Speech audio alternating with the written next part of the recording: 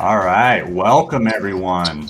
My name is Darren Heaton with Science of Sport, and today we are excited to be talking about the basketball court design and how it can be used to help learn about different STEM topics. And of course, for those that don't know, STEM stands for science, technology, engineering, and mathematics. And I believe there's no one else better to be talking to today than my co-host, Dr. Ricardo Valerdi, who's actually in Las Vegas for the Pac-12 Conference Championship, or as Bill Walton would say, the Conference of Champions. So, Ricardo, before we get in your background, what is your favorite basketball court design in the entire NCAA? I would say my favorite one and most unique one is probably University of Oregon's basketball floor because it has all these trees and super cool patterns on the floor, and it just makes it a very unique place to play and to look at on TV. Yeah, that's a great one, and it's in the Pac-12 conference, so love it. So we're talking March Madness. We got it coming up here in a couple weeks. Obviously, you're at the Pac-12 conference tournament. Can you give us a lay of the land of how the bracket works? Some of the rules for the tournament itself. Yeah, sure. I mean, I would think of the entire basketball season as sort of three parts. Part one is the regular season where the teams play each other within their conference, and they also play across conferences as well in the preseason. So that would be part one. Part two is what's happening right now, which are all the conferences have tournaments. And so I'm sitting here at T-Mobile Arena in Las Vegas for the Pac-12 men's basketball tournament. The Pac-12 women's basketball tournament was last week here in town. So all the conferences around the country, whether you're the Atlantic Coast Conference or the Sun Belt or the West Coast Conference or the Pac-12, you're trying to settle who your tournament or conference champion is for the tournament this week. And that would be part two. And then part three is what everybody calls March Madness, which is now the big national championship, which involves a couple hundred teams, but then gives the opportunity to crown the one national champion for Division I men's and women's. Got it. Well, I think I should be a pro then when it comes to picking my teams. Hopefully, I mean, you have an excellent setup, and not everyone gets the opportunity to do that. So tell us a little bit about your background and your connection to college athletics, and even engineering. Sure. So I'm a professor of engineering at the University of Arizona. That's why I'm wearing the logo here, Bear Down. We are still in this tournament. We play the semifinal game tonight against Colorado. I'm also the chief scientist of Science of Sport, which is kind of a way to combine my interests in sports and STEM in a fun way. And that's the connection to you, Darren. I will also say that I also teach sports analytics at the University of Arizona. So when I come to games like these, I look at all the stats and I think about all the numbers and equations that relate to how to better understand the sport of basketball. How does one use basketball to help kids with their academics? Like, do you have an example? Yeah, definitely. There are many examples. So if you are wondering why you have to learn certain topics in math, like statistics or geometry, one really interesting way to look at those things is through basketball. So think of, for instance, the free throw percentages during a basketball game. That's a really good way to learn and appreciate the practical utility of statistics. But also geometry. There's a lot of angles, there's a lot of shapes on the court, and those are all important to understanding the sport, but also being a good basketball player.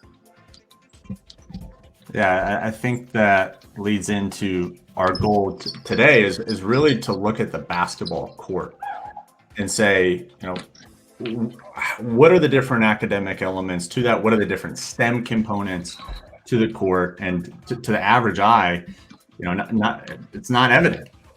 So within the basketball court alone, there are a lot of interesting courts that are just throughout the NCAA as a whole. You mentioned University of Oregon, which is an incredible court, but so many different teams now are having interesting designs that connect to the city that they're playing in. For instance, CSU Bakersfield has an entirely blue court, and they were following the lead of the, was it Boise State? I want to say that has the all blue football field. You also have Florida International University, which converted their basketball court to look like the ocean and the beach. So as you're playing on that, I don't know about you, but that would really distract me and try to identify where the 3-point line is on the court. But any other unique features to the design of a basketball court that you can think of that you've been seeing a little bit more of nowadays? Like, you know, you're at T-Mobile Arena. What's their court design looking like? Yeah, I mean, so what's interesting here is that at this arena, like many other ones, they have to service multiple sports and multiple types of events. So they host basketball, they host hockey, they host concerts as well. So the capacity for basketball is 18,000 people. So you have to build a court where the fan experience is as exciting as possible. So you see the seats are only, you know, a couple of feet away from the bench. You also want to design something that has contrast. You know, you want to have the jerseys and the basketball to clash a little bit with the court surface itself. In some cases, what we see today behind me is a pretty simple design. It's really just the hardwood tone with a couple of subtle logos, corporate sponsors, and the Pac-12 conference itself. But if this was a different tournament or a different event, you would probably see a different design, recognizing their corporate sponsors and the branding of that event itself. Awesome. So let's talk a little bit about the court itself, because there's a lot of science that I believe that goes behind the court, and it's not as easy as just plopping it on down there and, you know, playing. So first, the process of building the court, it takes a lot of time. For those that don't know, the court is made of maple sugar wood trees, and the main location to where they get these is in Michigan. So this is that process. They're taking the wood from the trees and then they're converting it down to create it into a flat playing surface, right? And once that takes place, it takes about 3 weeks to paint the court, right? So you talk about the design. Every team is different when it comes to their corporate sponsors, the logo. So the location for this NCAA Final Four tournament is taking place in New Orleans. So we'll probably see a really cool court design that is relating back to the city of New Orleans and their specific logo that they have for the tournament. Once that happens, once they get all the painting done, it's then shipped out. It's not shipped out like it looks right now. It's shipped out on 4 foot by 7 foot panels, so that they're stacked up, and it's heavy duty. So once it arrives, it takes about 6 hours for the court to be installed, roughly. And some of the equipment that's used is wild. And you know, basketball is a team sport. So is installing the basketball court itself. So these staff members that are installing these courts, they have sledgehammers. They just have regular hammers. They got pins, and they are trying to install the court as straight as possible. And they're hammering it close together. And oftentimes you below that court, there's a little bit of a gap, and that's for some forgiveness, which will reduce the risk of injuries. And so, you know, it's not like we're going out on our park basketball court where it's just a concrete slab. You know, there's a lot more to it, that little forgiveness, which these basketball players are moving directions all the time. So being able to create this and look at it from the development of the court, you can see all these different shock absorbing elements that they're trying to incorporate, which will help prevent injury for the players too, which is pretty unique. And lastly, the court that is installed for the NCAA tournament, it's much bigger than the court that you're at. It's about 100 feet long by 70 feet wide when it's fully installed, and it's elevated a little bit. It's usually elevated about like 3 feet off the ground or so, give or take. And the reason also is because it's being held at Caesar Superdome. So this is a football stadium that they're converting into a basketball arena. And it's a little bit longer, about 20 feet longer in the length and 10 feet in width than your typical NBA court because of that. It's in a much bigger space. So, safety for even where you would be sitting at the NCAA tournament, just all the photographers, videographers, just having a little bit more space since it is elevated. But yeah, I thought it was pretty cool on the process to be able to install a basketball court and all the different elements that take place into it. Yeah, that's pretty neat. And in fact, some of the things you mentioned, I can see here in the court behind me, there's about this much space between the floor and where the basketball court is actually installed. And that's probably where the cushion is that exists that you're referring to. And then, gosh, think about all the geometry and math involved in putting all those puzzle pieces together of the court itself. I mean, you can't just put any piece anywhere, right? It has to be put together in a certain order in order for all the lines to match and for all the design to actually make sense. So that's a lot of math there, a lot of geometry. Yeah, speaking of geometry, let's throw up a graphic of a basketball court, and we could see a lot of different shapes that are within the basketball court alone. Tell us a little bit about the shapes that are on the basketball court that you're seeing that stick out. Yeah, I mean, there's some obvious ones, like there's a lot of circles here. There's a lot of rectangles, some squares, and then I see a couple of semicircles.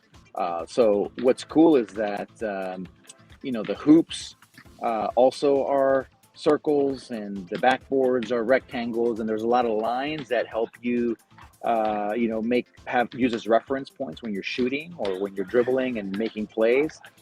So it seems here like geometry would be a very important thing to really be knowledgeable about. Not just the shapes, but the angles, right? When you're passing the ball or you're shooting the ball. All those things are important ways to highlight the relevance of geometry through basketball. What about the dimension differences between, earlier on, for instance, like a high school basketball court compared to an NCAA and then compared to an NBA? Do you know the differences there? Well, I'll just highlight one important difference is the distance of the 3-point arc. So in the picture shown here, you'll see that's the semicircle that starts at the baseline and it wraps around the key, and then it comes back to the other side of the baseline. The distance that 3-point line is from the hoop varies depending on what level you're playing at. So the closest would be high school basketball. Then a little farther out would be men's and actually women's college, and then a little farther out men's college, and then even farther out WNBA and NBA. So that just makes it a little bit tougher for shooters to make a 3-point goal, which, people like Steph Curry from the Golden State Warriors, they pretty much shoot it from half court and still make it. That's where the new 3-point line is going to be at this rate. Yeah, exactly. One unique thing about when it comes to dimensions as well are the men's and women's free throw line is the same, stays consistent across all leagues. It's always going to be 15 feet. Yeah, that's right. And it's 15 feet from the free throw line to the backboard. So the hoop itself is slightly closer to the free throw line, but you're right. The fact that that is a consistent distance, no matter what level you play, tells you that if you practice free throws, you're going to be, the key is to be consistent no matter what level.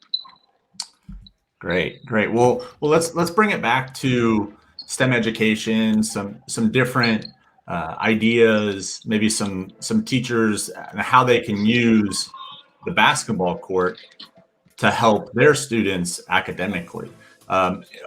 Give us a couple different ideas, maybe some lessons that they could incorporate with their students.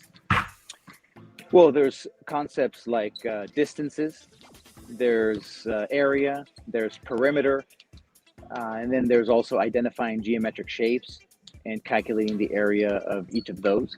And then in terms of what we mentioned earlier with free throw shooting, there's an application of percentages in that particular activity or game. So there's a lot of ways that you can make the geometry and statistics really fun by making it into a basketball challenge. Love it. Well, good. That's really the goal here is to how do we use basketball to help kids improve and learn STEM in a more interesting way. So we hope that you enjoyed this video, this clip, this session to be able to use basketball to help kids learn about STEM. Any closing thoughts there, Ricardo? I would say bear down, go Wildcats. Let's win the Pac-12 championship today and take it all the way in March Madness to New Orleans. I love it. A couple more games before you get into March Madness. So good luck with the Pac-12 conference tournament. And thank you all for joining.